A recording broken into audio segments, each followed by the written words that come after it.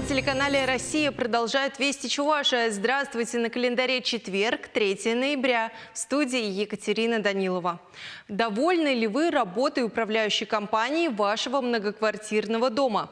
Такой опрос запустили на портале «Народный контроль». Чтобы принять в нем участие, необходимо зайти на сайт nk.kap.ru, выбрать управляющую компанию и ответить на 14 вопросов о содержании дома, качестве предоставляемых услуг, компетенции работников. Каждый из них оценивается по трехбалльной системе, где 3 – это максимальная оценка, 0 – соответственно минимальная.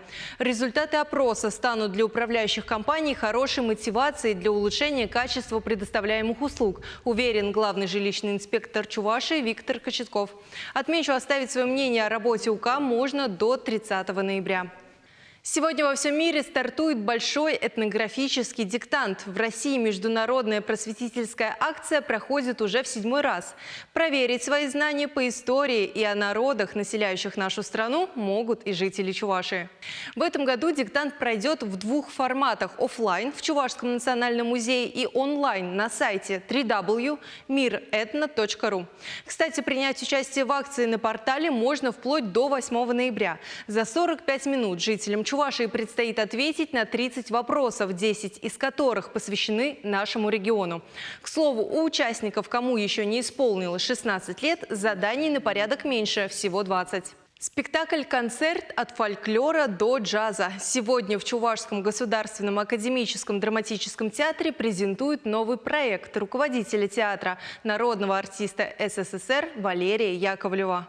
Вечером на сцене артисты исполнят чувашские народные обрядовые песни, свадебные, девичьи, причеты, те, что пели на проводах в армию.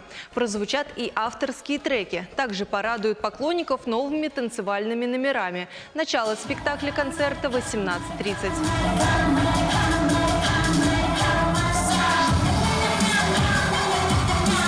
4 ноября, в День народного единства, в Чебоксарах пройдет общегородской крестный ход.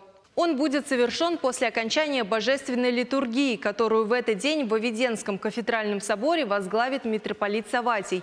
В 12 часов верующие отправятся от собора, пройдут по улице Константина Иванова и по дороге к храму, улицам Ярославской, композиторов Воробьевых и Карла Маркса, до храма Рождества Христова на площади Республики.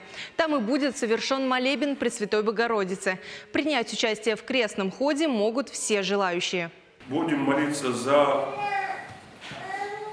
веру и Отечество. И чтобы Господь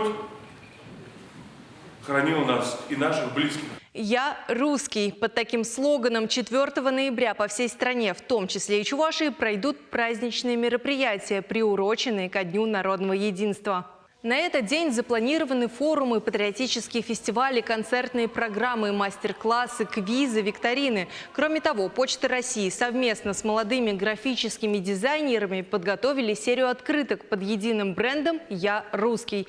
4 ноября любой желающий в отделениях почты сможет взять карточку и отправить ее своим родным и друзьям в любую точку нашей страны. Таковы вести к этому часу. Желаю вам хорошего дня. Оставайтесь на телеканале «Россия».